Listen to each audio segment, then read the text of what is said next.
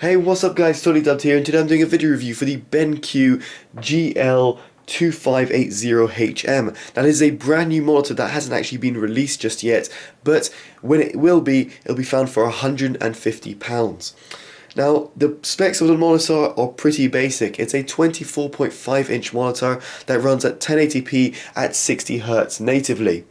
It also has a 2 milliseconds quoted G to G response time. It has a TN panel, so it's not an IPS panel for viewing pleasure, and it has inputs of VGA, DVI and HDMI with 3.5mm jacks as well for your headphone and auxiliary inputs.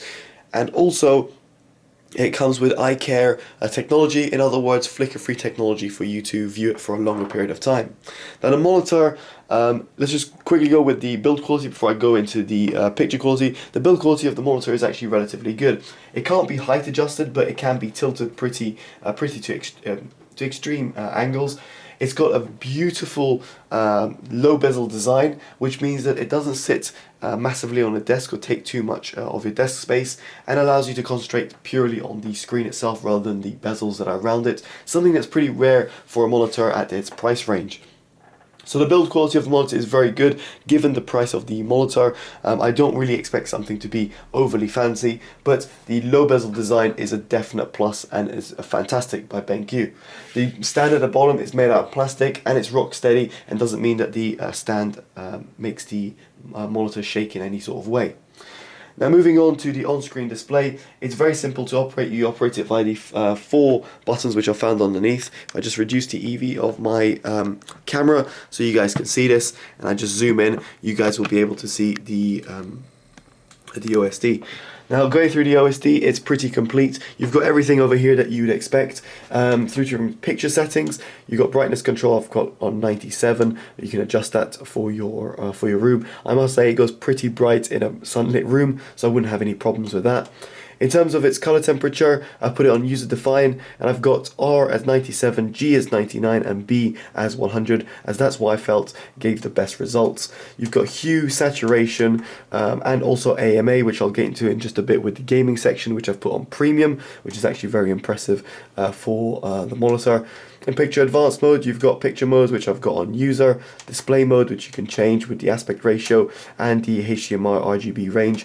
I should also mention that this has speakers built in. Now the speakers are nothing to shout about, they're just basically useful for Windows notifications. However, they do have them included over here, and the reason I remembered is because there's the audio setting within the OSD.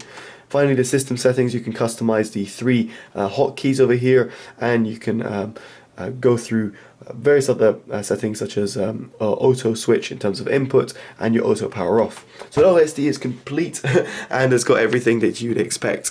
Now let's move on to the actual picture quality. Now this monitor has a TN panel, and I wasn't expecting the world from it given the price point, but I must say I'm actually rather disappointed with the colors. Now the colors really just don't come out that well.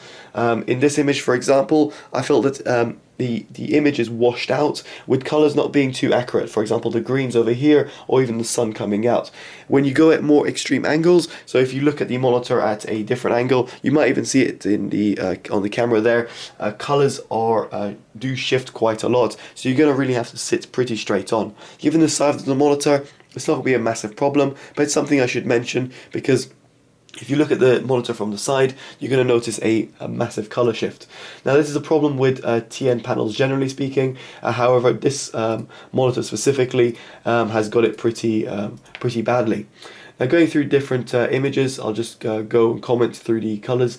Now in this image, I expect to have the image quite with a lot of popping colors. Unfortunately, that's not the case. It looks very subdued and quite washed out.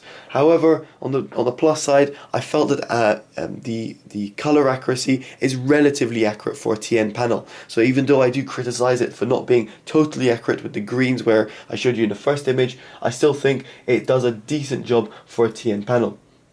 In terms of dark blacks and the white point of the monitor, I feel the whites are a little bit off and a little bit overexposed, even though the contrast ratio is correct. And in terms of the deep blacks, well, unfortunately, Here you should be seeing a very deep blue color, and over here you should be seeing a deep black. Instead, the boat over here is kind of grayish, and that is just due to the fact that it's got a TN panel. So overall, in terms of color wise, it's not something I would suggest, but that said, it is to be kind of expected from a TN panel, and it's something that you should be aware about when buying the monitor. Now, what about its gaming performance? Now, first of all, I should say that it runs 60Hz natively, but I actually overclocked it to 75Hz, and yes, it's valid, and yes, I did take a picture with my camera in a low ISO mode, and it does pass 75Hz. So you can run it at 75Hz, you can't run it at anything higher because the monitor just simply won't display. I'm running on a HDMI input, just as an FYI. Now, in terms of playing games like, say, Counter-Strike, I was actually relatively impressed. Given the fact that this is a budget monitor, I was impressed to see how well the monitor responded, both in terms of its response time and in terms of its input lag. Now, its input lag is actually very low. Very impressive for a monitor of this caliber. I'm very impressed of how low the input lag was. Moving around in CSGO, I felt that I could use this for competitive gaming and no problems. In terms of response time, it's not the best in the world, but you can boost it down with the AMA. Now, the AMA on premium is what I would highly suggest, mainly because the ghosting is actually very low, and yet the benefits of having premium AMA are actually very high. So if I just do this with the mouse, if you look at the image at the back and look how it changed with AMA as off, hopefully the camera is able to pick this up, but it's just basically a lot more responsive on AMA Premium. Definitely something I would suggest. Now, in terms of inverse ghosting, there is a minimal amount of inverse ghosting on Premium AMA and pretty much none on off mode. But with that said, given the fact it's so minimal, if you're going to be gaming on the monitor, I would highly suggest leaving on Premium. If you're going to be watching films, which it's not something I would suggest on a TN panel, then pop it to off. So in terms of gaming performance, I definitely didn't have any sort of complaints. It's something I would use as a budget competitive gaming monitor, because I know not everyone has a £300 budget, and some people just want a cheap gaming monitor. Well, this is something that you can actually use for gaming purposes, such as Counter-Strike, or casual games like Battlefield, or whatever it might be. Let's say you're playing Dota or League of Legends. Not that they're casual games, but they're monitors that don't require as much of a response time and flawless input lag when gaming. So there we go, guys. Here's my horrible aim, which took forever to shoot a bot, but there we go. So in terms of the overall thoughts, I think that this monitor is decent. However, it's not until you look at the competition which you realise, well, actually, is it a great deal? For £150, well, I can buy for £130 a native 75Hz AOC G2460VQ6 for £130. And that has a TN panel, has a quoted response of 1 millisecond, and having tried that before, it's a fantastic gaming monitor. So in terms of gaming purposes, I would definitely pick this AOC monitor that's on screen. It's not only cheaper, but it's actually better. In terms of viewing experience, well, if you simply type in IPS monitor on Amazon, you will find a flurry of IPS monitors which are actually fantastic.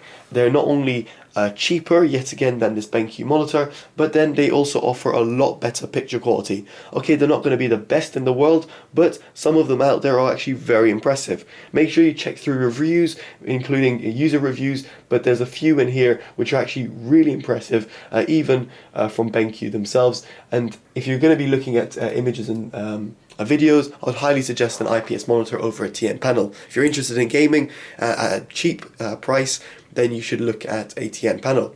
But this monitor doesn't really fit the bill for either one, and it's £150, so I can't really say I'm going to actively recommend it. Not to say there's anything wrong with the monitor, it's just given the fact that there's competition out there, I would choose its competitors over the monitor itself. So unfortunately, I can't really say I would go out there and buy it. Its bezels are very low, and that's great, but it's not something that would make me spend the money when there's other monitors that can be found for a cheaper price. Alright guys, I've been Totally Dubbed. Hopefully you've enjoyed this review. Make sure you give it a like, comment, subscribe. Let me know in the comments below of what you think.